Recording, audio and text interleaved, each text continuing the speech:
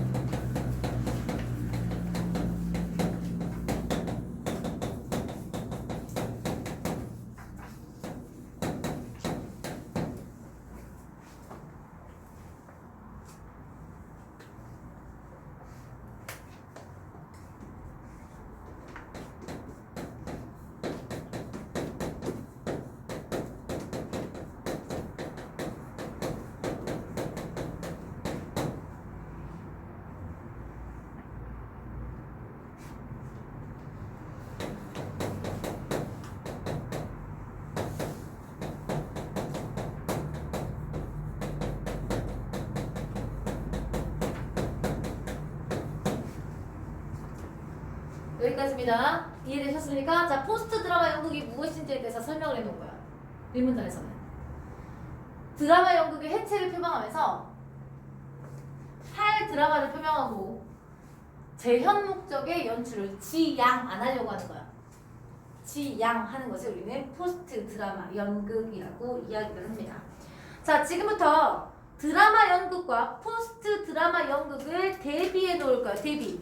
이해되시죠? 대비를 해 놓을 거야. 자, 먼저 드라마 연극은 재현을 위한 드라마 텍스트가 정점에 위치해 있고, 배우, 무대, 음향, 조명 등 다른 요소들이 그 아래에 위치하는 위계적 구조를 가지고 있습니다.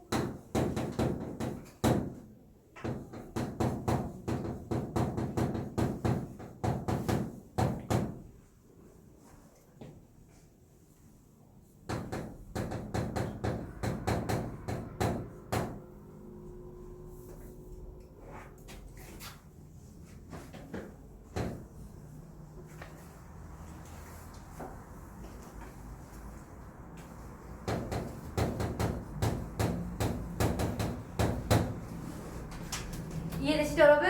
여기까지 이해되시죠? 여기까지는 이해되시죠? 드라마 연극에서는 문학과 연극, 가상과 현실, 배우와 관객, 작품과 공연, 연극과 비연극 등의 경계가 선명하게 얹혀 위계 질서가 유지되어 왔습니다. 그러나 포스트 드라마 연극에서는 그 중심이 작품에서의 사건입니다. 중심이 사건으로 드라마로 이동함에 따라서 그러한 경계가 희석이 됩니다.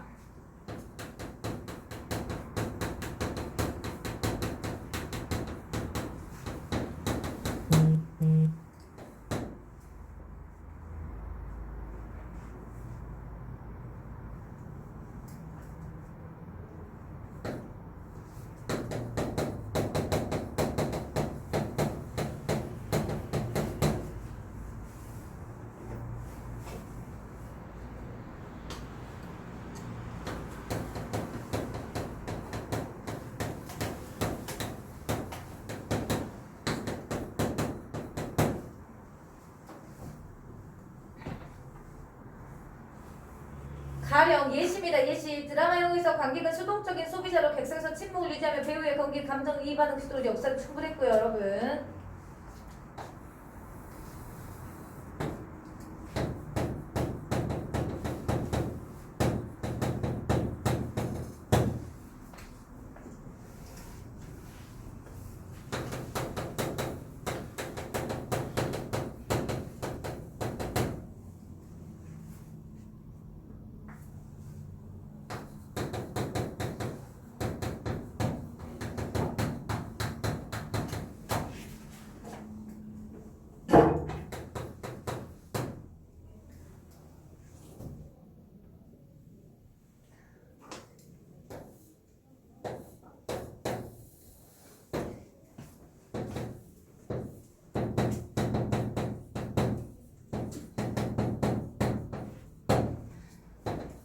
배우는 드라마 작가의 의도를 정확히 파악한 다음에 객석에 관객이 없는 것처럼 가져와 자신 연기할 배역에 몰입하는 거.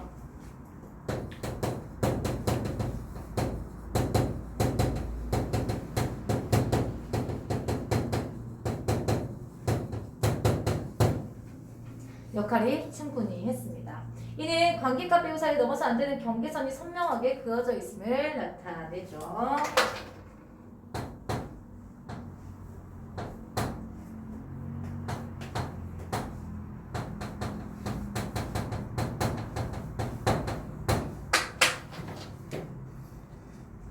그러나 포스트 드라마는 연극에서 이러한 경계선이 사라집니다.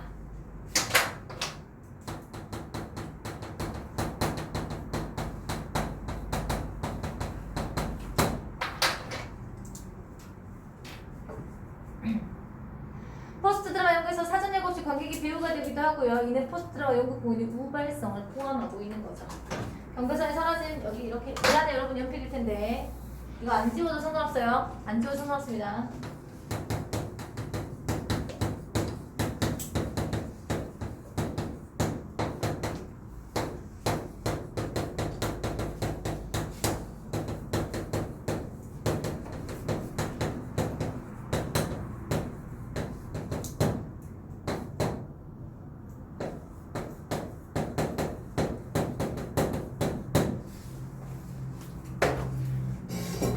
여러분 내신을 위해서입니다. 내신을 위해서. 자, 드라마 연극의 무대 현실을 환영을 만들어냅니다. 관객은 이렇게 지어낸 허구적색에 몰입함으로써 연극을 관람한 동안만큼 그의 내용, 감정이 현실을 망각하면서 현실에서 벗어날 수 있는 기회를 갖게 됩니다. 그러나 포스트 드라마 연극은 드라마 연극과 달리 재현의 의무를 강조하진 않습니다. 일상의 현실을 재현하는 환영을 보여주지 않는 포스트 드라마.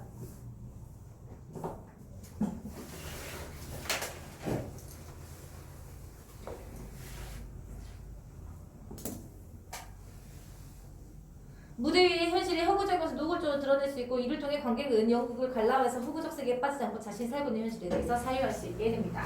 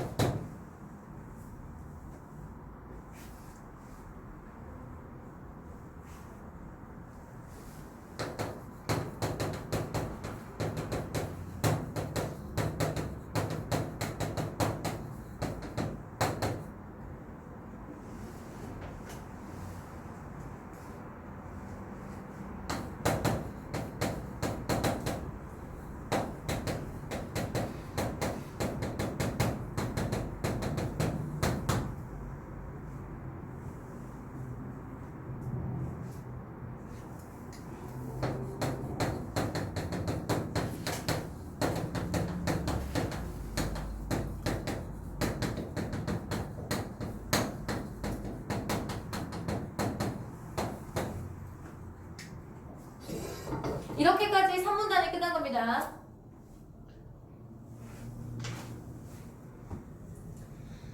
그것은 연극이 현실의 재현이 아니라 연극 자체의 재현이라는 형식을 취하게 됨으로써 강화됩니다.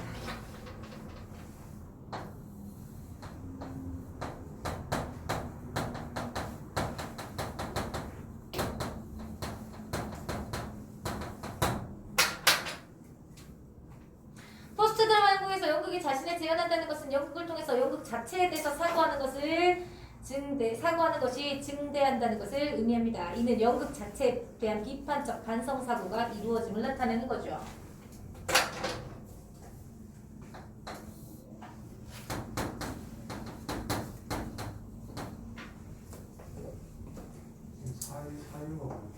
사유는 생각 사자.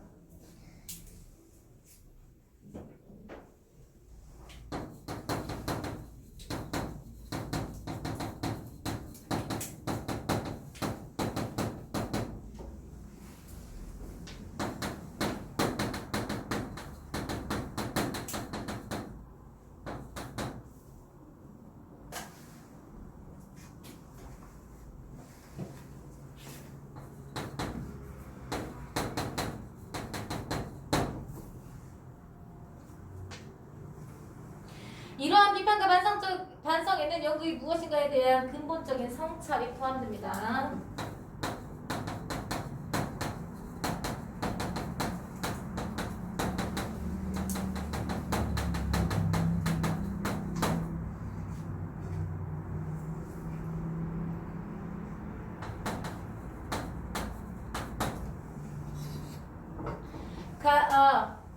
연극에 대한 성찰은 연극의 경계에 대한 반성으로 발전을 합니다. 연극의 경계에 대한 반성으로 발전됩니다.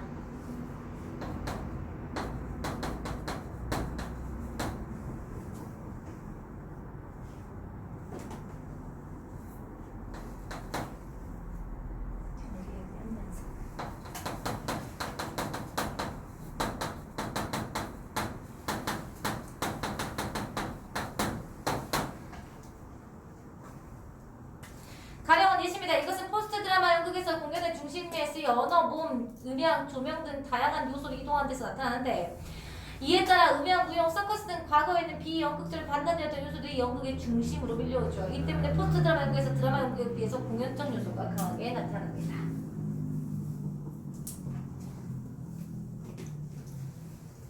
아, 쓸데가 없네.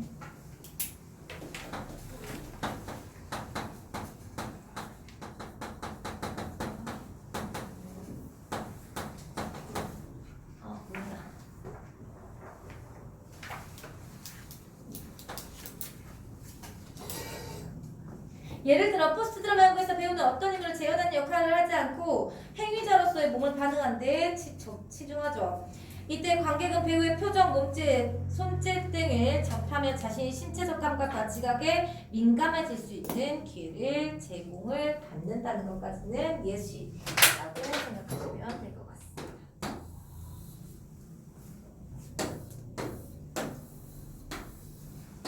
그렇죠? 여러분 여기까지 이해되시죠? 공연적 요소예요? 공연적 요소, 뭐 몸짓, 손짓, 서커스 이런 것들을 이야기를 해요. 무용, 음악 이런 것들. 자, 아리스토텔레스는 연극의 핵심 프로세스의 플롯은 우연성을 배제하고 필연성 구조로 배열하는 것이라고 얘기했습니다. 이는 그 오랫동안 드라마 연극에서 중시되면 하나의 원칙으로 지켜졌습니다. 자,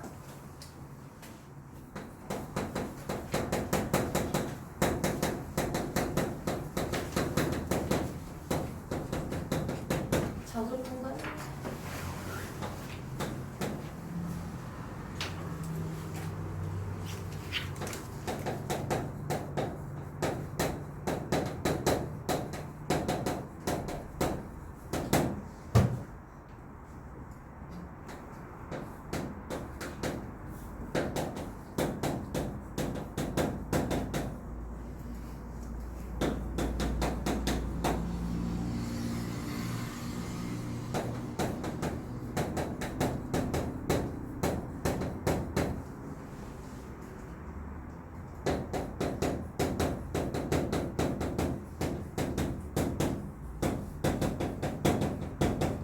이렇게 정리할 수 있겠죠? 이해되시죠? 여기까지 읽은 거 이해되세요 여러분?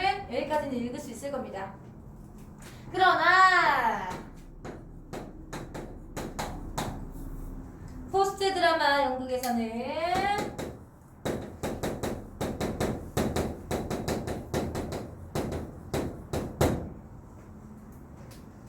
우연성이 강조됩니다.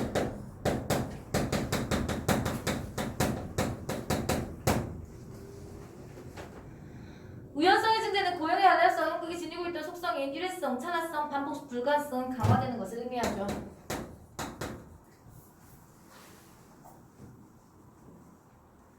일회성, 찬화성,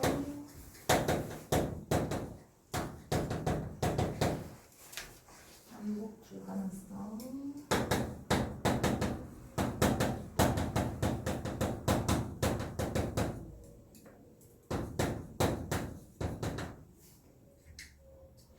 매 공연마다 우연성의 개입으로 다른 공연이 연출될 수밖에 없는 사건으로서의 공연이 이루어진다는 것이죠.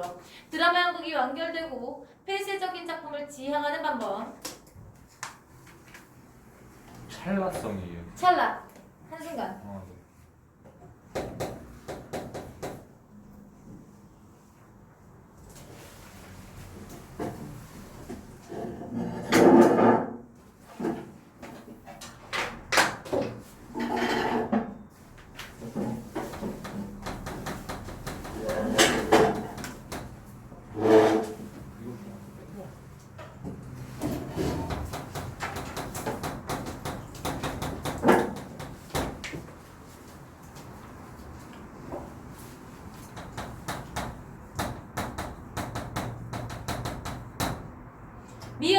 미완결 상태로 개방되어 있으며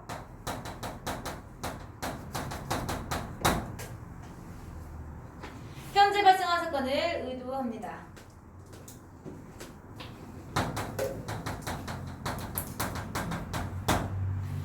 영국에서 사건성은 예술에서 퍼포먼스가 중시되면서 더욱 강화되고 있죠.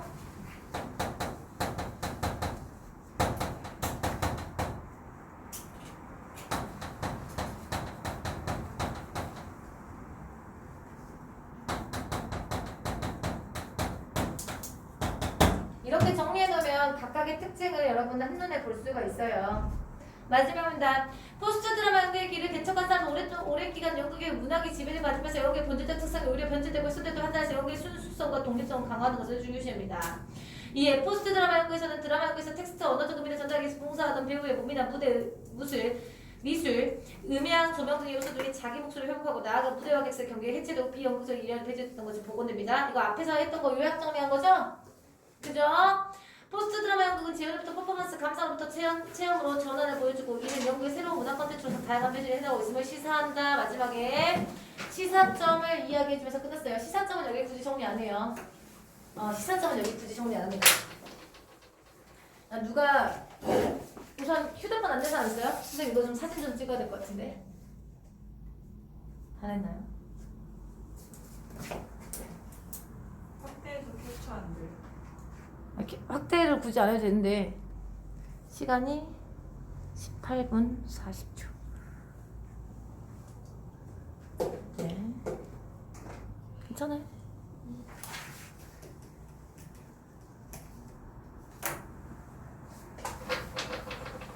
다 적으셨나요?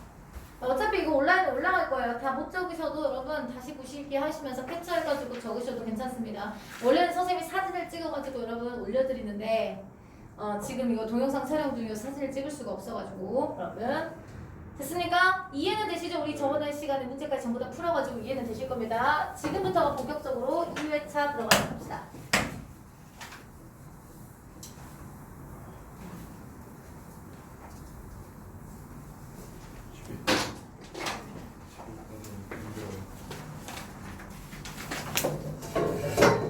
자, 2회도 지문이 쉽습니다.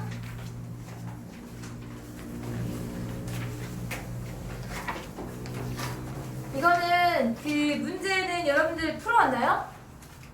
숙제 해줬나 안 해줬나? 미안해요.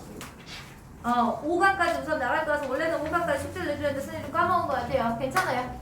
괜찮아요. 선생님이 원래는 여러분 어떻게 해요? 원래는 모의고사 형식으로 진행을 하죠. 그래서 문제를 푸는 형식으로 진행을 하는데 이거는 선생님이 정리를 해드린다 했어요. 그러니까 다 읽고 나서 문제를 풀게요. 이해되시죠? 이해되시죠?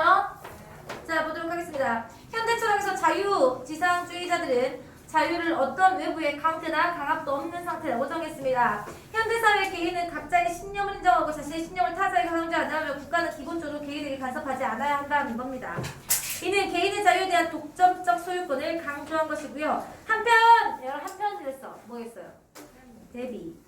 자유지상주의자들과 차별되어 자유주의적 평등주의로 불리고 있는 학자들인데 롤스는 그 대표적으로 학자로 정의에 대한 담론을 본격적으로 들고 나와서 정치 철학의 지형을 바꿔놨다는 평가를 받는 것입니다. 롤스는 사상체계의 제1덕목으로 진리라면 사회제도의 제1덕목은 정의라고 주장하고요. 그가 특히 강조했던 것은 모든 개인의 자유롭고 평등한 존재나 소수 혹은 사회적 약자가 강자의 권력 때문에 자신들에게 주어진 정치적 권리를 희생당해서는 안 된다는 것, 또한 어떠한 제도가 아무리 효율적인 것이라 할지라도 그것이 정의에 부합하지 않으면 개혁되거나 폐기되어야 한다고 주장을 해주고 있습니다. 자, 그러니까 인문예술의 첫 문단에서는 여러분 자유지상주의자들과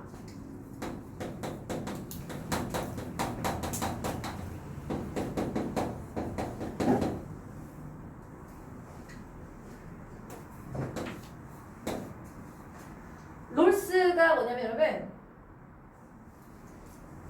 자유주의적 평등주의자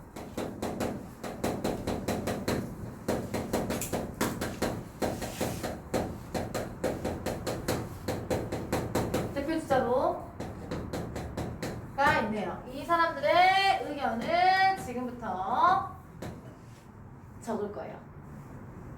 이해되시죠? 1문단에서 그거 얘기하잖아.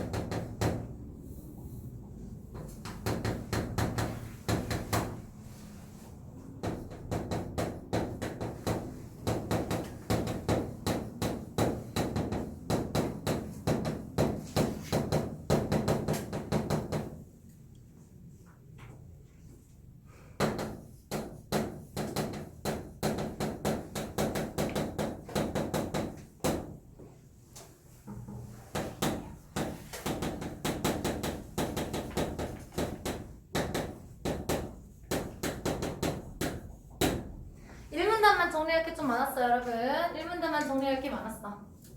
여기까지는 이해되시고 우리 읽었으니까, 그쵸? 자, 2문단부터는 좀 괜찮아요. 이제부터 본격적으로 롤스의 주장이 나와요. 롤스의 주장입니다. 여기서부터 본격적이에요, 여러분. 롤스가 이야기를 한 거.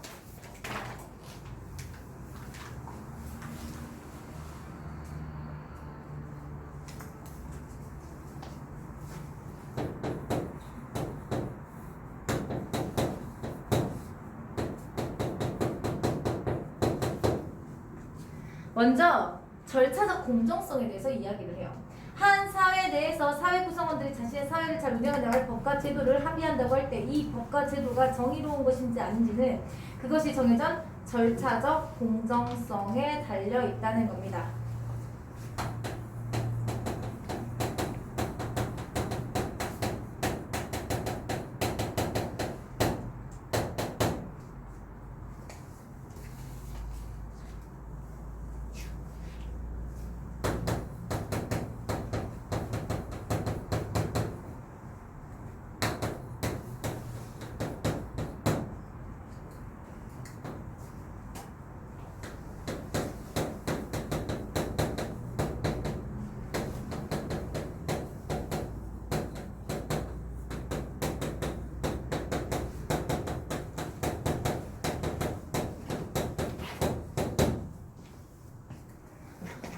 롤스는 절차적 공정성에 대해 설명하기 위해서 사회 구성원들과 법과 제도의 토대가 되는 사회 운영 원리를 합의하는 이른바 원초적 상황을 가정을 했습니다. 여러분, 이 원초적 상황을 가정했다는 것은 문제는 나올 수 있어요.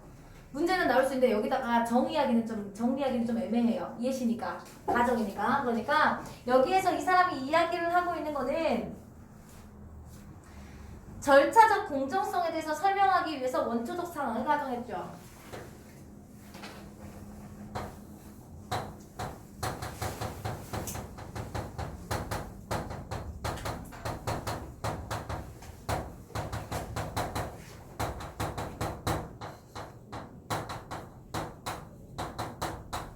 얘는 문제 하나 정도 나올 수 있으니까 이 정도만 정리를 해주시면 돼요. 원초적 상황이 뭔지 모르잖아요, 여러분. 그죠? 그 원초적 상황이 뭐냐면 무지의 장막이란 특수한 정보 차단 장치가 있어서 이 상황에 참여한 사람들은 자신이 원하는 사회적 지위나 자신이 선호에 관한 정보를 알 수가 없습니다. 이거 이해됐습니까? 자, 그러니까 원래대로면 선생님이 설명을 안 하고 그냥 읽고만 넘어갈 것 같은데 이게 니신이라 가지고 이 원초적 상황이 뭔지 정도는 여러분 밑줄을 쳐놓으시는 게 좋을 것 같아요. 원초적 상황. 이 원초적 상황이 여러분 원래는 안 정리할 건데 정리를 해드릴게요. 무지의 장막이 존재합니다.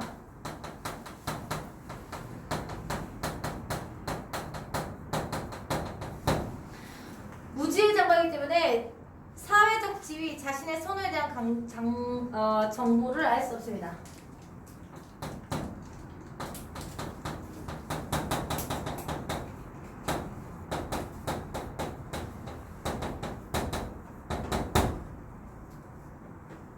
이때 참여자 합리적이라면 자신이 사회에 접근에 처했는지 모르기 때문에 자신이 최악의 상황에 빠지게 될 수 있음을 고려하게 됩니다. 그래서 타고난 능력이나 처한 환경, 계층의 조건 등에 의해서 좌우되지 않는 불편, 부당한 정의의 원칙을 마련되게 될 겁니다.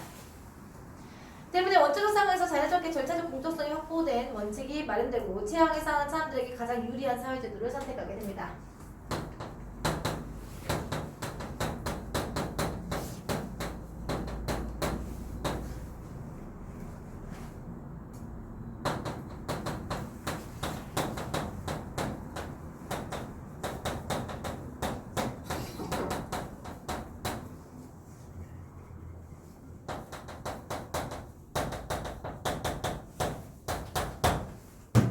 이게 무슨 말이냐면 너희들의 지위를 모르는 거야. 이 사회가 만들어졌을 때. 이해되시죠 여러분? 지금 내가 제도나 법을 만들어 이 사회를 만들고 싶은 거야. 이 사회를 만들고 싶을 때 내가 이 사회에 됐을 때 어느 지위나 어느 힘을 가질 수는 있는지를 모르는 거야. 심지어 내가 여성일지 남성일지 어떤 종교가 있을지 내가 어떤 종교가 될지 내가 어떤 사회적 지위를 가질지를 전혀 모르는 상황으로 만든다고 가정을 하는 거야. 그러면 네가 가장 최악의 상황인 경우도 있을 수 있겠죠? 힘이 없는 여성인데 장애까지 가지고 사회 밑바닥일 수도 있을 거 아닙니까? 그런 경우에 내가 그런 경우가 되면 어떡하지? 그러면 이런 경우가 됐을 때를 위해서 이 사람들 보호하는 법을 좀 만드는 게 좋겠다라고 사람들이 생각을 한다 이 말이에요. 이해되셨습니까? 이게 뭐라고 얘기해요? 절차적 공정성이라고 이야기를 하면서 이 절차적 공정성을 이제 원초적 상황을 가정하면서 설명을 한다는 거죠. 그래서 사회적 안전망이 생기게 됩니다. 롤스는 원초적 상황에서 개인들이 합의하는 원칙이 곧 정의의 원칙임을 강조했습니다. 롤스가 정의의 원칙을 제시한 것 중에 가장 혁명적인 것으로 평가받는 것이 차등의 원칙입니다. 롤스의 차등의 원칙.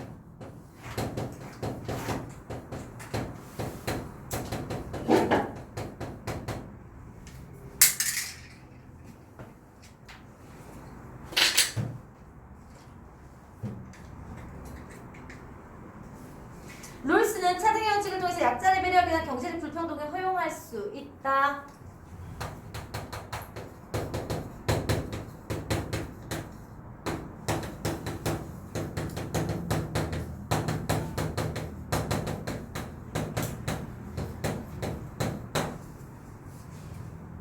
이러한 발상이 구체화된 것이 롤스가 제안한 맥시민 원리입니다.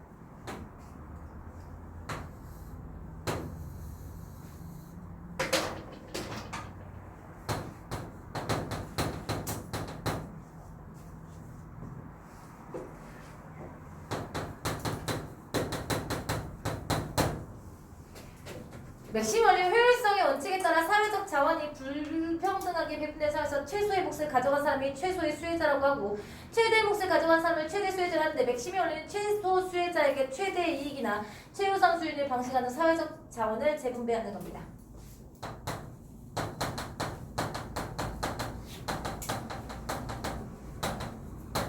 해자가 최대 이익이나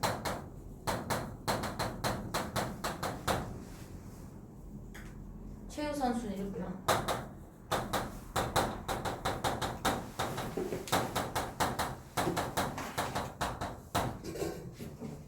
자원 재분배.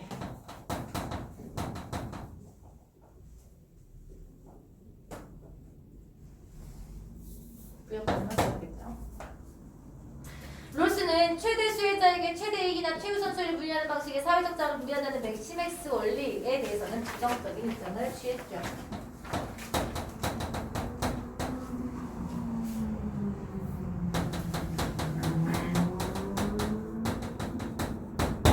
되셨습니까, 여러분? 이해되셨나요, 여러분?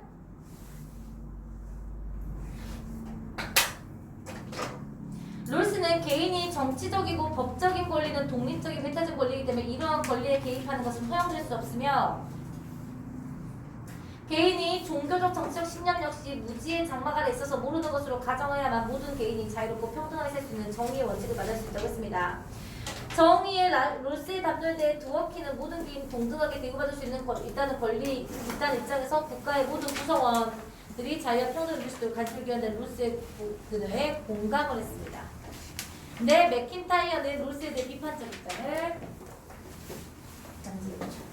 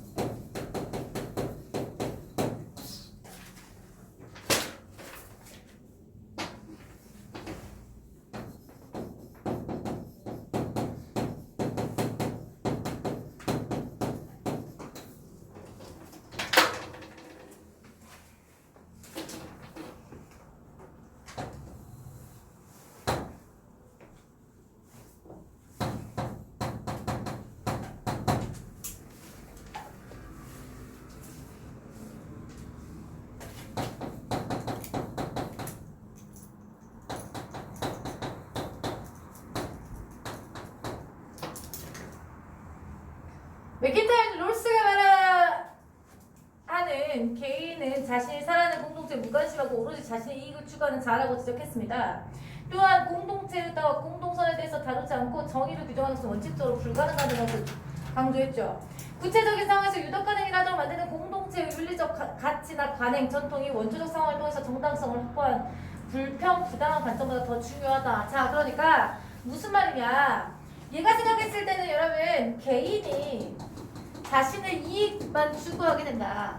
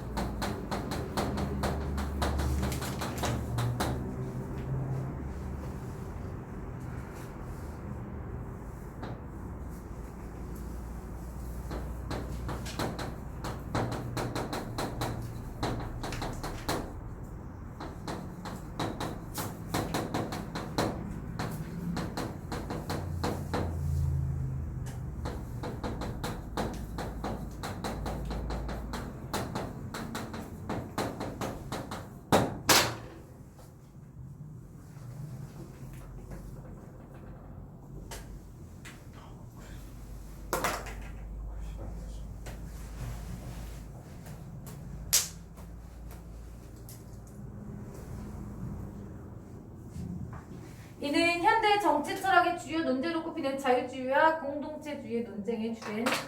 자, 그러니까 얘는 무슨 주의였다는 거 이제 알 수 있어요, 여러분.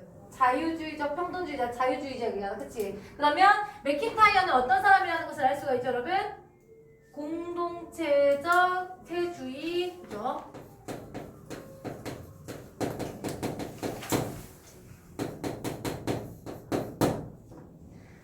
라고 하는 거죠.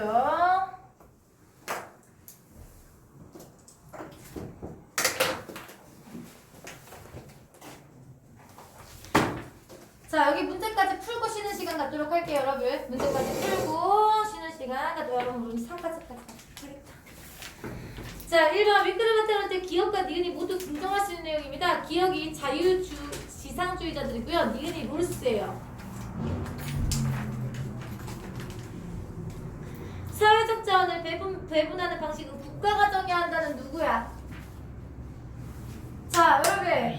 자유지상주의자들은 국가는 개인을 간섭하면 안 돼. 안 돼.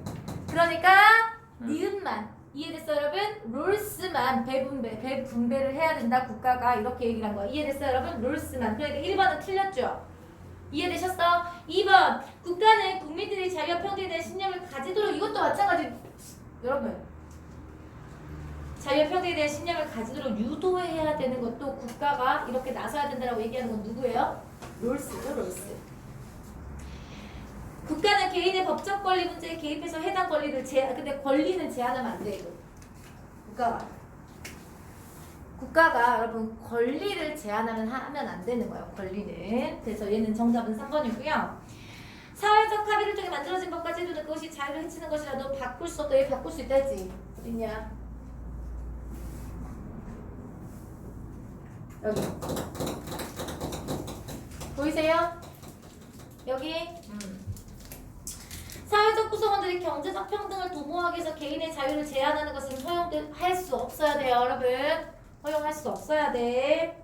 물론 어디는 허용한다 했어. 어디는? 누구는 허용한다 했어? 롤스는 허용한다 했어. 근데 얘는 어때요? 안 돼요. 타자에 의해서 강요가 절대 되면 안 돼. 이해되셨어요, 여러분? 이해되셨어요? 그래서 얘는 정답 3번. 2번. 윗글에 대한 이유로 적절하지 않은 것. 롤스에 따르면 어떠한 법이나 제도가 정의롭지 못하면, 여러분 아까 정의롭지 못하다는 것에 대한 기준이 뭐라 했어요? 기준. 그 제도가 정의로운 것이 평가하는 기준이 뭐라 했어요? 절차적 공정성이에요. 절차적 공정성. 그러면 이게 정의롭지 못하다 그랬으면 여러분 절차적 공정성을 지키지 않았다는 거. 1번 적절하죠. 됐어요? 됐어? 2번. 롤스에 따르면 정의에 대한 합의가 도달하기 위해서는 개개인이 지닌 정치적, 종교적 신념을 고려하지 않아야 된다라고. 어떤 거? 어디? 무지의 장막. 됐습니까? 자, 드워킨에 따르면 소수의 권리를 보호해야 되는 주장은 모든 개인의 공동하게 보지 않죠. 정당성을 가져. 여러분, 얘 지금 소수를 보호하자죠. 드워킨은 공감했죠. 무슨 말인지 알겠죠? 국가의 관심이 필요하다라고. 그러니까 3번이 틀렸죠. 3번이 틀렸죠. 4번. 맥킨타이어에 따르면 정의에 대해 규정할 때 어떤 사회가 추구하는 윤리나 가정에 대해서 살펴보는 것이 이익만을 고려하는 것보다 고려하는 것이 아니라는 점에서 이해되셨나요, 여러분? 이거는 공동체주의죠. 그러니까 맥킨타이어에 따르면 한 공동체에 대해서 오래도록 지속된 공동체 구성의 가치, 인정과 전통을 정의와 매개인은 왜? 선생님 말했죠. 여기 전통. 공동체이기나 공동선에 이 정의를 규정할 수 없다라고 얘기를 했잖아. 무슨 말인지 알겠죠? 그러니까 정의를 규정할 때 전통이나 공공성 같은 건 필요하다는 뜻이잖아요. 이해되시죠? 그래서 5번까지 동그라미를 칠 수가 있다는 겁니다. 3번이 왜 틀렸다니? 정당성을 가지지 못한다고 이해가 안 되죠? 얘는 여기에 공감했잖아. 드워킨. 드워킨이야, 맥킨타이 아니야. 맥킨타이 아니고 드워킨 얘기한 거야, 3번은. 공감했으니까 인정한 거죠? 이해되셨죠? 여러분 인정하지 않게끔 그랬으니까 틀린 거야. 준용아, 무슨 말인지 알아먹었어? 너 맨날 잘못 봐. 3번 A를 바탕으로 보기 질문해. 교실에 30명 있어. 창문 쪽에서 너네는 창문 때문에 판석 안 보여. 복도 쪽에. 근데 창문 쪽 친구는 햇빛을 쬐 수 없어. 자, 그러면 이걸 어떻게 해결해야 될까요? 롤스에 따르면. 네, 맞아. 롤스. 내가 씨발 어디 앉을지 몰라. 최악의 상황에 내가. 이해됐습니까? 그런 상황에서 최악의 상황인 사람이 최대한 덜 피해를 보는 방식으로 만들어지겠죠. 그게 몇 번이냐 이거예요. 5번이죠. 쉽죠? 쉽죠? 4번도 여러분 되게 어렵게 생각하지 마세요. 정말 쉬운 문제입니다. 어렵게 생각할 필요가 전혀 없는 문제니까 여러분 쉽게 생각하셔도 됩니다. 우선은 보겠습니다. 갑국에서 계층 1, 2, 3이 있습니다. 각각 3분의 1이에요. 그러니까 누가 더 많다 할 수가 없어요. 이해됐어요 여러분? 효율성의 원칙에 따라서 자원을 재분배할 때 계층 1, 계층 2, 계층 3에 해당하는 사람들이 자 쓰세요. 계층 1에 3, 계층 2에 8, 계층 3에 14로 했어요. 농담 아니고 진짜로 적었어요. 선생님 문제 풀 때.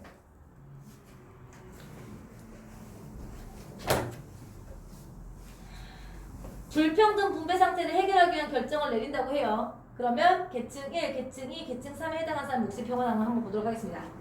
맥시민의 원리를 적용할 때 각국은 무엇을 선택하겠습니까? 맥시민! 최소 최소에서 네. 그러니까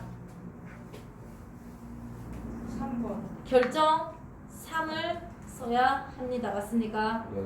자, 그리고 맥시맥스를 한다고 할 때는 결정 1을 해야 될 겁니다. 그쵸? 네.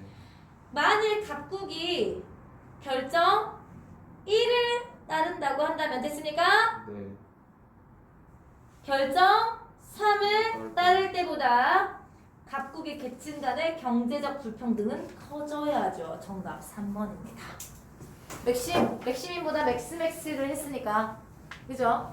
경제적 불평등이 커지게 됩니다. 왜냐면 결정 3을 하면 계층 1은 6, 계층 2는 여전히 8, 계층 3은 11이 되죠. 근데 결정 1을 했을 경우에는 계층 1은 1, 계층 3은 16이 되버리죠. 그러니 격차가 더 커지겠죠? 이해되셨죠? 다음 5번 A와 바꿨을 수 있는 원래는 5번 먼저예요. 알죠? 원래 문제 할 때 5번 먼저 합니다. 아유 힘들어. 사회적 안전망이 생긴대요. 사회적 안전망은 구축되는 거겠죠? 정답 나옵니다. 결성은 흩어져 있던 게 합쳐지는 것을 결성, 그룹 결성. 완비됐다는 것은 여러분 부족했던 게 더 들어간 것을 완비하다라고 합니다. 없었던 것을 이해됐습니까 여러분? 새로 만들어낸다는 뜻이 아니에요. 설립하는 건 회사나 조직을 세우는 것을 이야기를 하는데 여기에서는 사회적 안전망이기 때문에 설립이 아니다. 됐습니까? 돼? 네. 결정하는 것은 여러 개 중에 하나를 정하는 것을 이야기하기 때문에 틀렸습니다. 됐습니까? 네. 이해되시죠? 좋습니다. 쉬었다가 3 들어가도록 하죠.